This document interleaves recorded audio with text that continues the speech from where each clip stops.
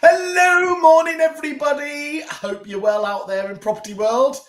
Mintzy, it's fair to say we're having a few technical issues, so we're going to see how this goes, are we? We're okay. We're going to be very professional. We're going to start off by saying welcome to an action-packed show. We've only got 30 minutes today because Mr. Whale 27. has got 27 now.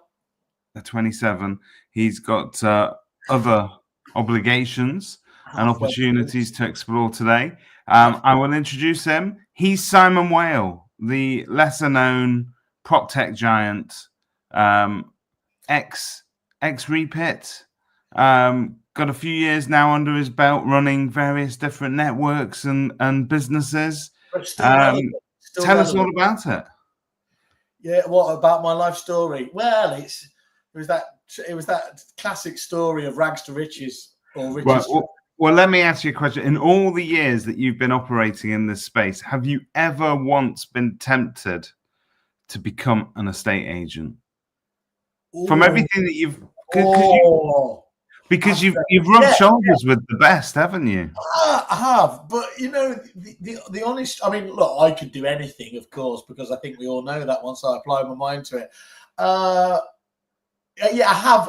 It'd be wrong to say I wouldn't like to put my money where my mouth is in that respect. But equally, you know how when and you know this anyway, I get FOMO when I'm a night out and there's somebody else is around the corner, and you have that paranoia. They're having a better time. I'd always be thinking about that as well in prop tech world or anything else. So I think I live my life vicariously through, obviously, the amazing agents we deal with. And we're going to talk a little bit later, aren't we? We're going to talk a little bit later about, in fact, we're going to talk about it now. Oh boy, no time like the present. Because if you were to be an estate agent, what type of estate agent would you be? Yeah. Oh, sorry, I actually didn't know that was going to be your tenuous segue. And it's to give a bit of context here, Mintzy, because obviously... So for anybody that's been reading the press this week, we just tried to pick out some of the things that are interesting. I think one of the things that genuinely is interesting is this chat and this ongoing discussion that we're having as an industry at the moment as to what makes the optimum estate agent employment model. So you've had over the years a bit of disruption in what they now call the online space. Yep. But that isn't to be confused at all with the self-employed space, which is more of the kind of American/Australian brokerage model that we've been seeing over here, which is extremely popular because not a week will go by without a press release from somebody like, networks like EXP, for instance, to say how they're growing, and they genuinely are. And however, I feel that we're still, as an industry, we've always been kind of skewed, if you like, towards the independent model. We've always thought those are the good guys. Those are the guys that we've got to kind of get our arms around and really sort of make them as robust as possible, because they're the sort of defenders of the last bastions of virtue in the industry. But the truth is that self-employed model now probably echoes the same sentiments. They're not, they're not quite seen as aggressive as the corporates were back in the day. So it's an interesting debate. Do you know one of the main reasons why I don't think it's quite as contentious is because largely, on the whole, those guys don't come out in the way that some of the online agents, I'm looking at you, Mr. Quirk, came out very firmly having a pop at traditional agency, didn't they? That was so a lot of these independent agents that are becoming personal agents, like our good friend Mr. Bradbury, like Katie Poor and people like that, they're out there just saying, look, I'm doing my own thing. I'm not saying that what everybody else does is inherently wrong. And that was where it was always very different. That need to be disruptive from the likes of Purple Bricks in the early days, Easy and people like that. Funeral walks down the high street, denoting the death of the high street agent and everything else. That was what left, I think, a really bad taste in, and still does in people's mouths, doesn't it? I think so. I think those sort of tactics and the fact that it was always seen as that sort of for the homeowner, at least, a silver bullet to get rid of the less desirable aspects of a state agency in terms of how we're characterized by the public. So can I ask you, what did you take from the article? What bits did you agree with? So, I mean, it's quite a thoroughly well thought through article in terms of it breaks down the different models, and it gives you sort of the pros and the cons for each. So, the corporates obviously have larger networks, they have more resources, and so that's their kind of pitch in the living room. The independents tend to be sort of 10 branches or lower, seen as their kind of local experts to the area. You've then got the self-employed model where they are keeping the lion's share on a kind of, eat what you kill model. Don't just kill, eat it as well. You don't have to convince me and you to finish off our plates. So that's very interesting, and genuinely, if I joked about it at the Agents Giving thing that I did. Part of my thing was all about self-employed agents and how it sort of gives them the flexibility to pick up their kids from school, and that's one job that I'd gladly delegate to anybody else. Yeah. But I think genuinely it is. There are some benefits being sold as part of that self-employed model, such as flexibility, autonomy. You are a sort of a master of your own destiny. And in a sense, really all the self-employed models doing, although you've got the backing of a wider network, it's enabling people to set up small businesses, isn't it? It is, yeah. And that's the white furnace of innovation and everything else. And he goes on to talk about. I mean, I think it's a really worthwhile article because again, just defining, just because most of us think we know what it is, actually that can lead to a lot of confusion and mistakes, can't it? So I think that's what's really good. I think the thing that he actually summarizes at the end is really, really clever about it, though, that says that with all of this obviously focus on technology, AI, everything else there, it still comes down to the individual. And the point where I think that obviously where it works is best, and let's be really, really honest here, is that personal agent model does not work for, I don't want to say whether it's the majority or not, but a good period of people are treating it as a life choice, a lifestyle choice. Now that's absolutely fine. That if that's what you want to do, that's all well and good there. I think there's also, like with every great lifestyle choice, there's a flip side to it. So yeah, you can get up at 5 a.m. and sit in an ice bath and go and do your exercise and stuff, but you will be pooped by about 7 or 8 o'clock the next evening, and you'll have to go to bed. So with every choice, even the good ones, the other side of it, I have a sneaking suspicion that although the self-employed model allows people flexibility, it also actually, in a weird and perverse way, makes them work a little bit harder because that it's them against the world. They need to prove themselves. I reckon if you're an agent still at your desk at 8, 9 o'clock at night, trying to sort of generate business I think there's a flip side to it. I think that it can be a little bit lonely as well. Obviously, me in particular, but many agents in this country have been fascinated with Australia to a large degree, and why they are so fantastic at prospecting.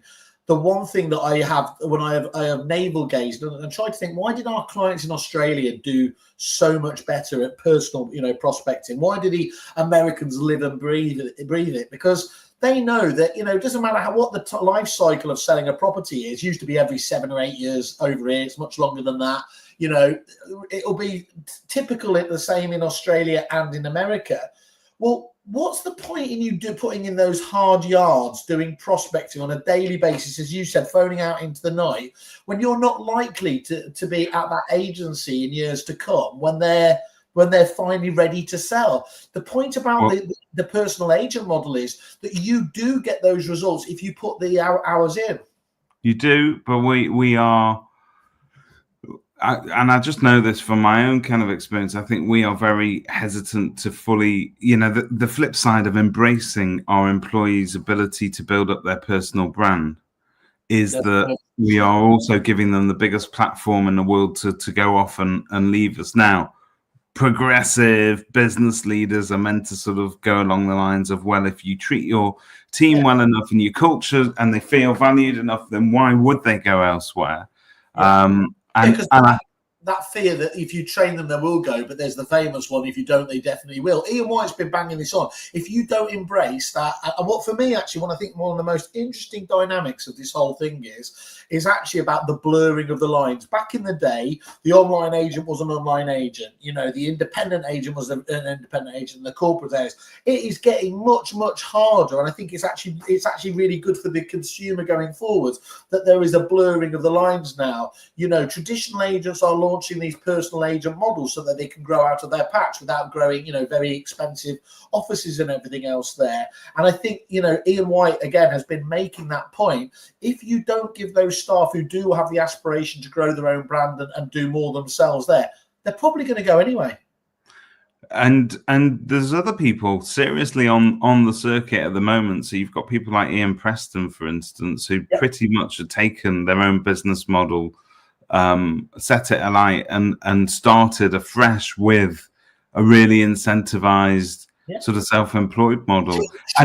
Sean Newman was one of the first to do that, you know, to move them across there. And look, that comes down to that Steve Jobs one. If you don't cannibalize your market, somebody else will.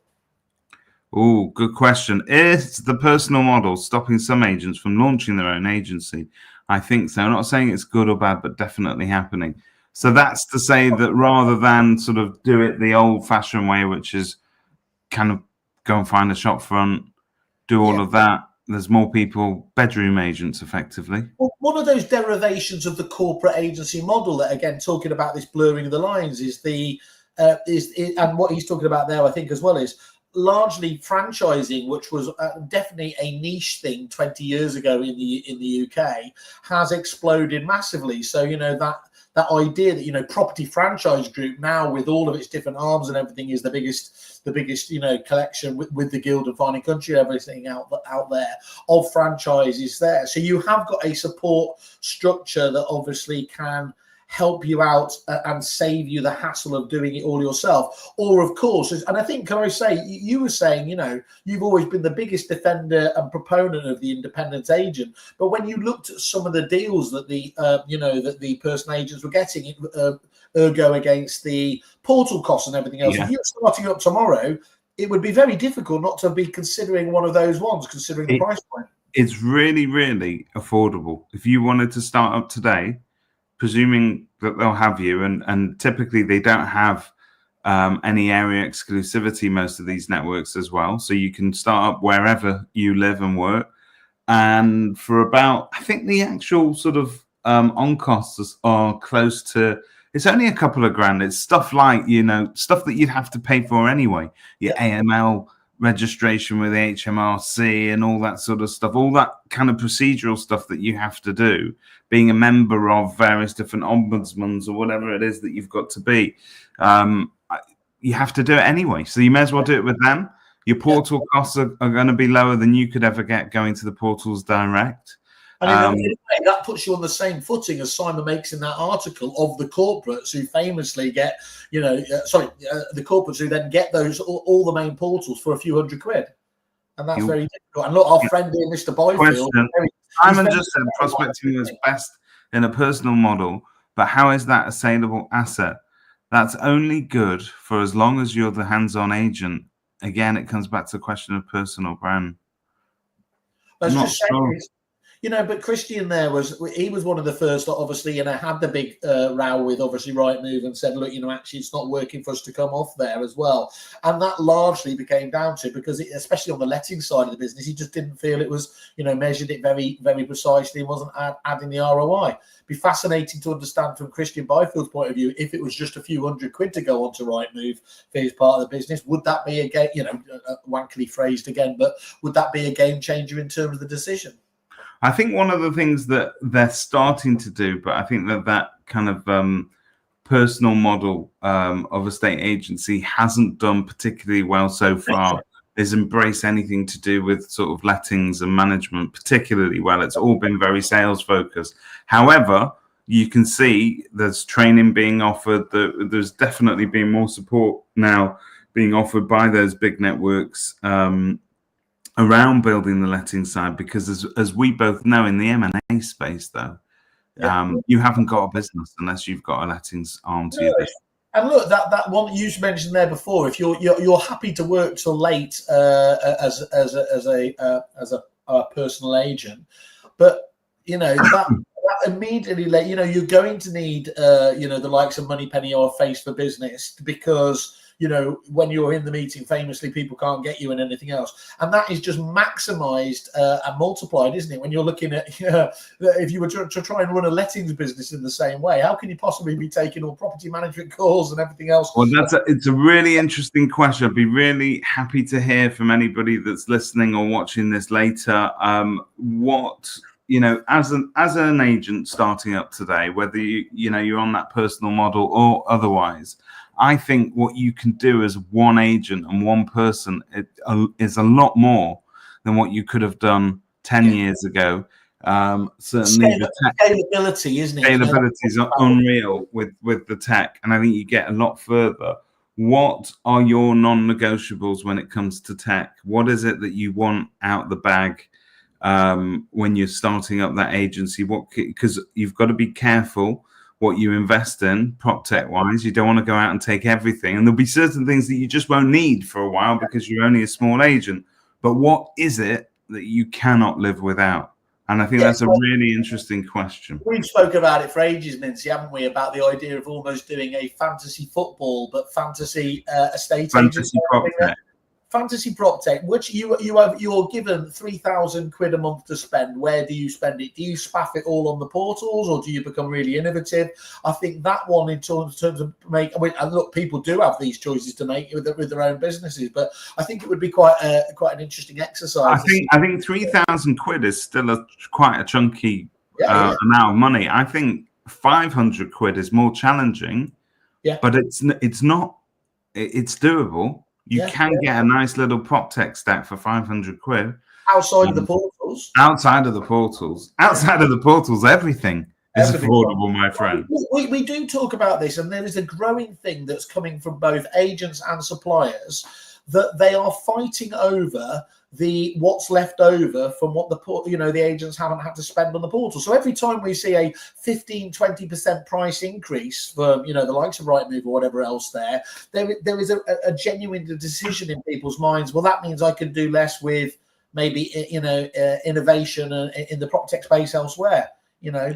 Does it mean we can't go for the CRM system that we wanted, or something for an end of tenancy thing there? So it's like, well, Christian would be seen as being, one of those products that it's not worth investing in until you've got, a few managed under your belt, because it's got to pay for itself. But it's now becoming an essential tool for people.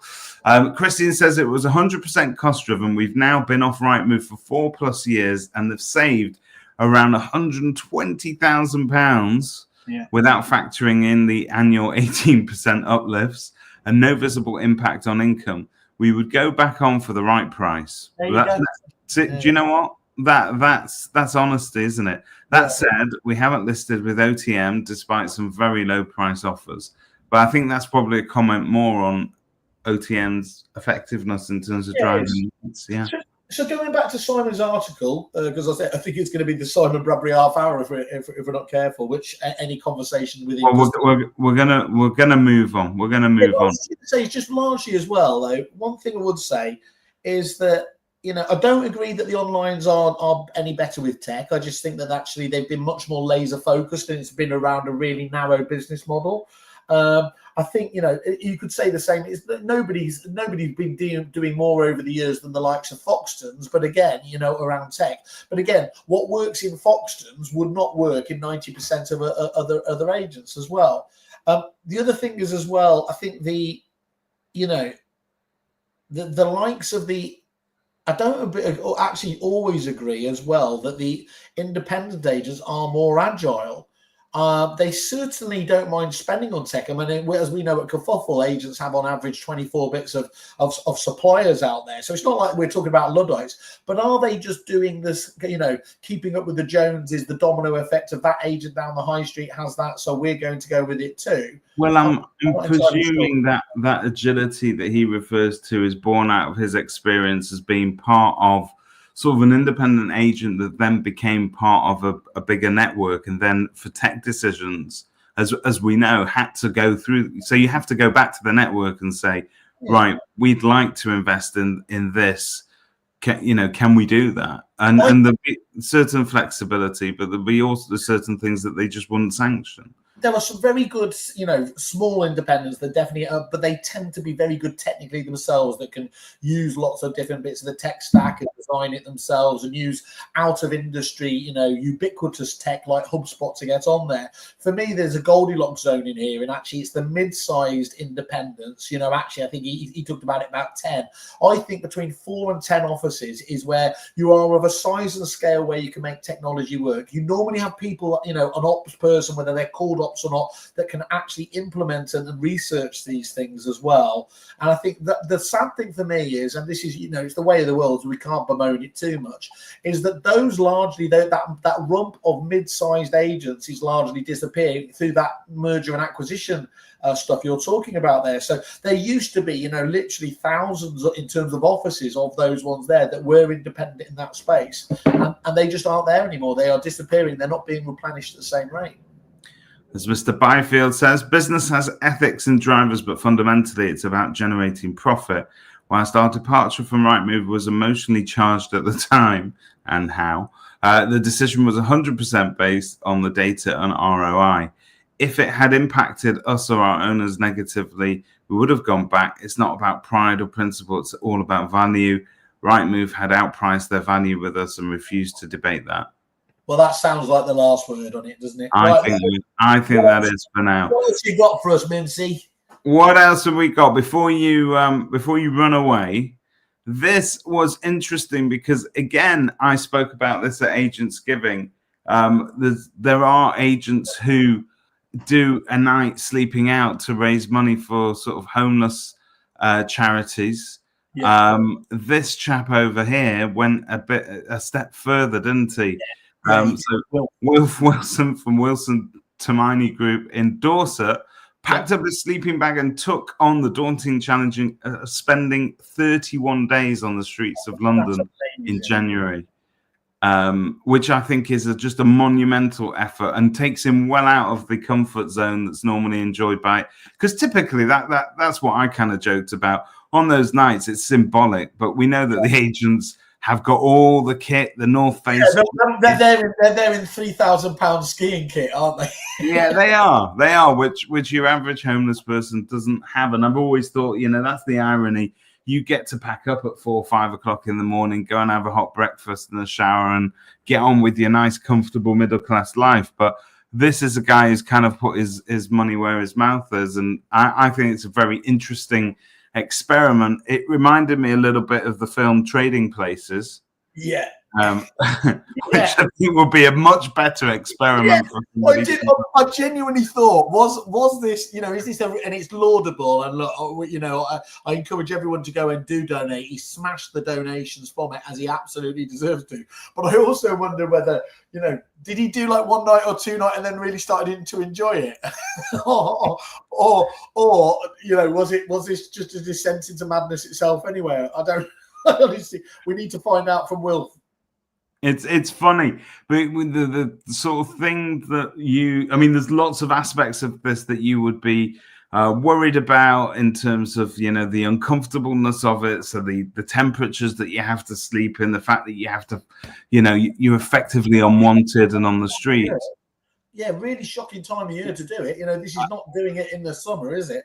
Yeah, absolutely. But the one thing that he picks up more than anything is the sort of loneliness of those people. They're forgotten, and the fact that if he got a smile from somebody, that was enough to sort of carry him through the day. No, he's our hero. He's genuinely, this fellow is, because as we said, we can all do stuff and we can get the plaudits for doing a bit of charity and everything else here. But doing it like this is showing that night after night effect of it, isn't it, as well? Absolutely. I'm going to sort of go from something that's very, very serious to something that's a little bit more lighthearted. We're the only podcast that can do that, though, can't we? We're the only podcast that can do it, but luckily we've got a one of our viewers today and fan of the show, super fan of the show, Christian Byfield. I don't think I'm telling tales out of school. They've just come back from taking their entire team from their agency and the depository to Amsterdam. They've had a wild week. And yet again, we didn't get an invite. And that's all. And so really that got me thinking about the benefits that you offer your employees and what is good for morale and culture.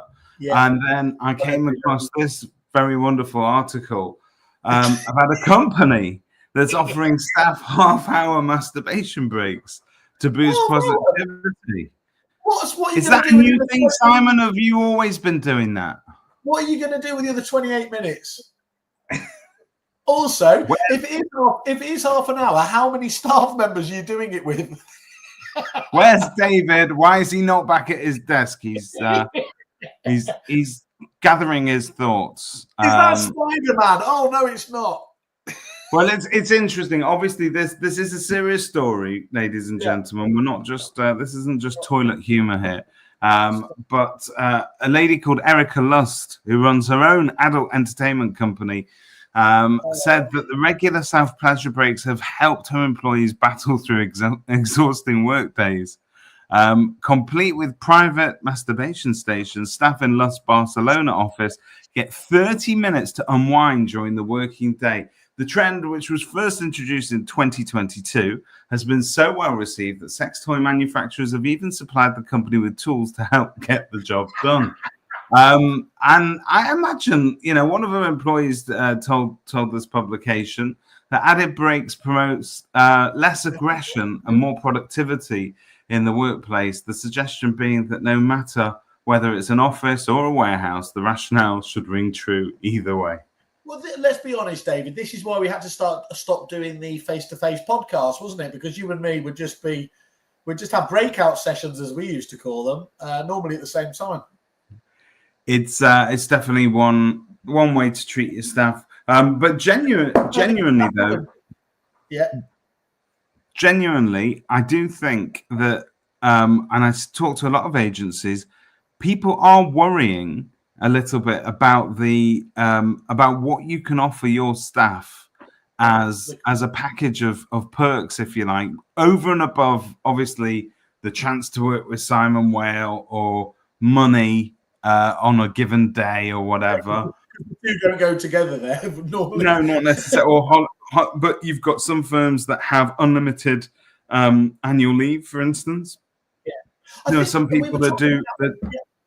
We had the RAN advisory committee with our members again there. We were talking about, and it comes up very regularly at any of these groups now, about that battle in the recruitment market now, especially with Generation Z or whatever they're all called now. It is less, of course, the financials have to have a tick in the box, but largely because minimum wage now has been raised so much that that's there. It's about exactly as you just highlighted there. Well, actually, I'm interested in what this company is about, how they care about me, what I can get out the back of it. And I don't know if I think that's this will be frowned at by the anti-woke crowd as well. But I don't think it's the worst thing in the world to understand a little bit more about your staff. And dare I say, and that anti-woke crowd will come from the generation of estate agents that thought that part of the perks was a black BMW or whatever it was. Do you know what I mean? We've ever been so, as an industry, that we've got certain things that we consider to be. I mean, look at the bigger networks. I think LSL used to take their top performers away on holidays to Benidorm or wherever it was, or somewhere even nicer. I don't know. Blackpool. I do wonder whether that was Lady Erica's. Do you think her catch line is a bird in the hand is worth two in the bush, or is that starting to push the? And on that beautiful note, I want to remind you all that Mr. Simon Whale is available for marketing slogans anytime. And I promise you that's not why we've cut this one short today. You're off to the football. We're going to let you go. We will check in again next week, but that's a very interesting little segment there, particularly around the estate agency models. Wait,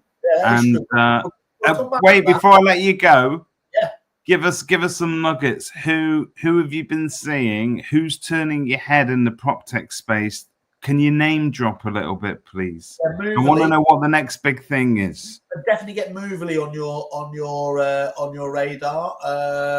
As I said, I keep hitting the Roboteer thing. That's around AI and automation. They keep fascinating me in terms of everything that's going on. I'm just trying to think who else have we actually had meetings with this week that has been really interesting. You were, I saw your little webinar thing you did with the guys from Homey who are threatening to make transactions shorter. That's a pretty much a recurring theme at the moment in the prop tech space. People are putting some serious effort into trying to shorten. It seems that is like the pain point of every sale agent.